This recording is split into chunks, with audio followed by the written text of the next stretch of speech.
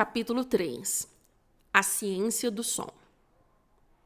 O dia que Deus escolheu para criar a luz foi o dia em que a música começou. Luz e som viajam por meio de ondas. As ondas de luz em movimento são chamadas de ondas eletromagnéticas. O comprimento de onda de uma onda eletromagnética determina que tipo de luz ela é. Sendo humanos, nós só conseguimos ver 3% do espectro total da luz. E parte dos 97% da luz invisível é categorizada como luz eletromagnética. Dentro da luz eletromagnética existe uma extensão de comprimentos de onda chamada de ondas de rádio. Dentro dessa categoria de ondas de rádio existe ainda uma extensão menor de ondas que os humanos podem ouvir. Essencialmente, nós sabemos que todas essas categorias e formas de luz e som existem dentro do mesmo espectro. A primeira vez que Deus disse haja luz, Gênesis 1:3, ele estava também proclamando o início do som. E ele não estava pedindo permissão para que o som existisse. Ele não estava no céu dizendo, por favor, haja luz. Ou, vamos lá, gente. Deixem que haja um pouco de, vocês sabem, luz. Tudo que ele disse foi or. Or é a raiz hebraica da palavra luz. Isso foi a criatividade instantânea de Deus em ação. O pensamento foi dito e feito. Quando a voz de Deus falou, isso veio à existência. Lá estava. Quando Deus disse luz, isso foi ouvido no silêncio do vazio trevoso.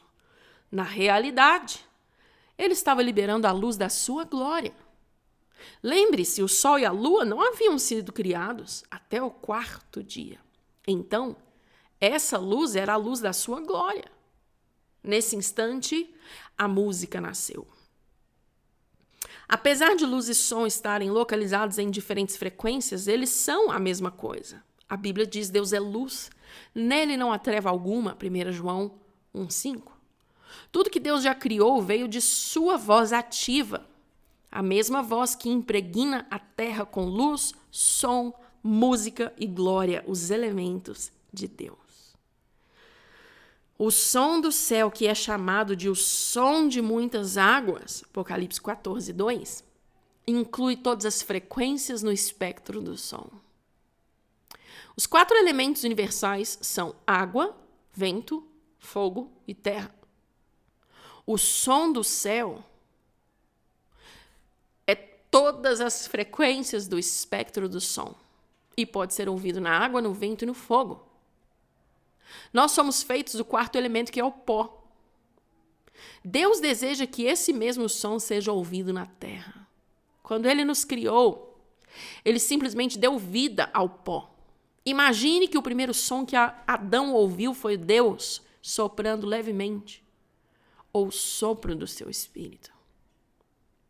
Nós fomos os únicos feitos à sua imagem. Nós somos as criaturas que Deus escolheu para dar livre arbítrio, para que aceitemos ou rejeitemos seu som soprando dentro de nós. O vento não tem vontade, nem o fogo ou a água tem. O homem recebeu a vontade, porque ele recebeu uma alma. Portanto, nós temos a escolha de alinhar o nosso som com o som do céu, enquanto os outros elementos permanecem sem vida. Fogo simplesmente soa como fogo, vento soa como vento, e água soa como água. O homem soa como homem, mas nós recebemos a habilidade criativa de liberar o som de Deus. Quanto maior a massa de adoração em grupo nós temos, mais nós soamos como um tornado em formação, como fogo de uma floresta em chamas ou um intenso geyser. Então, que tudo que tem fôlego louve ao Senhor. Salmo 156. O som é uma força incrível. Um par de alto-falantes de 30 polegadas conectados a um gerador de som pode gerar uma nota baixa o suficiente para literalmente abalar fisicamente as estruturas de um prédio. Nós não podemos começar a entender o som até que percebamos que não somos capazes de ouvir a maioria dos sons que existem. Nós estamos a todo momento na presença de ondas de ultrassom e subsônicas. Ultra significa acima. São ondas acima do nosso limiar de audição. Sub, que significa abaixo, são ondas abaixo do nosso limiar de audição. Só porque nós não vemos o vento não significa que ele não exista. Só porque não ouvimos o som não significa que ele nunca foi feito. Se um homem está em uma floresta e fala algo e a mulher não está lá para corrigi-lo, ele continua errado? Brincadeirinha. Apesar de eu não recomendar isso para ninguém por causa dos danos físicos envolvidos, cientistas têm feito experimentos e visto que, pelo aproveitamento da energia de um poço de petróleo no Novo México, eles poderiam criar um amplificador poderoso o bastante para ser ouvido na Itália. Imagine pegar um velho violão Martin, bater um acorde em ré e o som ser ouvido literalmente no mundo inteiro. A maioria de nós anda por aí inconsciente do que realmente nos rodeia. Nós temos um Deus grande e maravilhoso que é capaz de fazer aquilo que Ele quiser. Ele criou o som com poder suficiente para causar terremotos por suas modulações debaixo da superfície terrestre. Ele criou o som para ser devastador de tal maneira a levar nações a caírem arruinadas. Com grandes terremotos e estrondos continentais poderosos, é maravilhoso pensar que não há nada que capture melhor o ouvido de Deus do que um simples sussurro de louvor do coração de seus filhos. Visão e som. O som tem poder de mudar tudo. Imagine uma cena de filme em que uma mulher está andando pela calçada. Eu vou acrescentar alguns detalhes para apimentar a história. É uma tarde de outono, o vento está forte, fazendo as folhas mortas girarem ao redor de seus pés em cada passo. A rua está localizada no centro de uma grande cidade. Ela está cheia de empresários em hora de almoço. A mulher, por volta dos 40, está usando uma saia azul marinho e uma blusa branca. Sua mão direita está apertando a alça de uma bolsa e ele está andando extremamente rápido. O que nós sabemos da situação a partir dessa imagem? Muito pouco. Nós podemos tentar descobrir o que a situação representa. Talvez ela esteja atrasada para uma reunião. Talvez ela não trabalhe e veio ao centro para dar algo ao seu marido no escritório dele. A verdade é que nós não sabemos nada, exceto que os nossos olhos veem. Nossos olhos simplesmente nos mostram fatos. Agora pegue a mesma cena e acrescente o misterioso som de um toque solitário e fraco.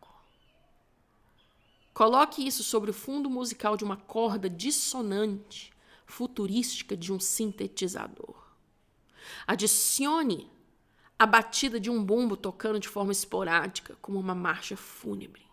Agora nós sentimos alguma coisa. Nós estamos preocupados com a mulher, talvez até assustados e quase caindo da cadeira, porque achamos que ela está sendo perseguida. Troque a música por um flautim leve tocando sobre os puxões que separam as notas de uma seção de violinos de uma orquestra, e a cena se torna mais divertida, como se a mulher estivesse correndo contra o fluxo de pessoas que andam no outro sentido. Com essa música de fundo, ela se parece mais como uma heroína por quem estamos torcendo. Por fim, mude a música para o som lento e magnífico de cordas tocando apaixonadamente. A canção de amor, e nossos corações derretem. Talvez ela esteja a caminho do hospital onde seu amado está desfalecendo e tem apenas algumas horas de vida. O som pode criar uma história de puros fatos. Ela mexe com nossas emoções, nos levando além dos fatos, aos sentimentos. O significado da cena depende inteiramente do modo como o espectador e o ouvinte escolhem responder emocionalmente a ela. E o significado pode depender também do humor deles no momento em que estão assistindo e ouvindo. A revelação que vem ao observador tem tudo a ver com o som da cena. A mulher andando é uma visão da igreja, progressivamente caminhando para frente, muitas vezes freneticamente. O som ouvido enquanto a igreja vai em frente tem tudo a ver com a maneira que os espectadores interpretarão o que está acontecendo. Portanto, o som influencia o modo como eles orarão, como crerão e como interpretarão a atividade que eles veem na igreja. Será que ela está caminhando para uma estação de paz, uma estação de alegria, ou uma estação de ser abusada e violentada pelo mundo? A música é a indicadora disso. A música ajusta o som do destino da igreja. Através das gerações da história, o clima espiritual do povo de Deus sempre tem tido um indicador musical. Em cada avivamento, tem havido um liberar de uma nova música ou de um novo som. Se a música liberou o avivamento ou se o avivamento liberou a música, varia de geração para geração. No entanto, o som muda à medida que as respostas do povo de Deus mudam com relação ao que Deus está fazendo e dizendo. Eu sei que poderíamos discutir sobre o fato de que o som e a música sempre estão em constante mudança como resultado do desenvolvimento da tecnologia de cada geração. Mas o fato é que Deus também dá a tecnologia. É como a questão do ovo e da galinha. Não importa o modo como você olha a situação, Deus revela novas canções e novos sons de acordo com a nova revelação de sua presença em seu povo. É por isso que o inimigo luta de forma intensa para imitar tudo que Deus deseja fazer musicalmente em uma geração. Davi foi capaz de impactar sua geração não só na política, mas na poesia e na profecia também. Esse profeta, sacerdote e rei trouxe Deus a todas as áreas da vida de Israel. Como profeta, ele era um profeta adorador. Como sacerdote, ele era um sacerdote adorador. E como rei, era um rei adorador. Toda autoridade em Israel, quer fosse política, eclesiástica ou em pessoa, estava sobre esse homem que buscava o próprio coração de Deus. Ele estabeleceu os padrões daquela época para ver, ouvir e conhecer a Deus. Davi, como um adorador, tinha se comprometido em cumprir um voto de adoração 7 vezes por dia diante de Deus. Veja o Salmo 119, 164. 7 vezes ao dia, ele pegava sua harpa e de forma espontânea cantava a Deus. Essas expressões espontâneas de seu relacionamento de adoração com Deus se tornaram a lírica da nação e a verdade que dura por todas as gerações. Para compreender a totalidade dessa lírica, nós precisamos entender como os profetas pensavam. Eles pensavam com uma mente hebraica, que é por vezes confusa para nós, pois nós pensamos com uma mente grega. Quando Deus fala aos profetas da antiguidade, eles entendem quando Deus falava e aquilo era feito. Não havia necessidade de um mover de fé, de motivar a si mesmos para crer que Deus faria o que Deus disse que faria. Quando Deus falava, isso era suficiente em seu entendimento. Se Deus falasse algo, aquilo já estava feito. Na mente hebraica, tudo era intuitivo e nada era filosófico. Seu pensamento não coordenava e relacionava as coisas em um sistema como a mente grega faz. A mente hebraica normalmente não pensa de forma lógica. Jesus não era Sócrates. Não havia sombra de dúvida ou variação de pensamento, porque o hebreu pensava com visões. Sua conexão ao profético era sempre visual, em detrimento da lógica. Davi viu uma coisa, depois outra, e as conexões entre as duas visões não eram sempre óbvias ao leitor. Com o passar dos anos, estudiosos da Bíblia têm lutado para interpretar as Escrituras da forma que a mente grega possa entender. Dentro de um mesmo salmo, a atmosfera e a imagem pode mudar muitas vezes. A maioria dos comentaristas caminha hesitante em meio aos salmos e fica frustrada com a falta de unidade entre as imagens, quando na verdade Davi simplesmente cantava o que ele via, e o que ele via era o que Deus estava dizendo. Com isso em mente, vamos ver Davi na cena pastoral do Salmo 23. Ver e cantar.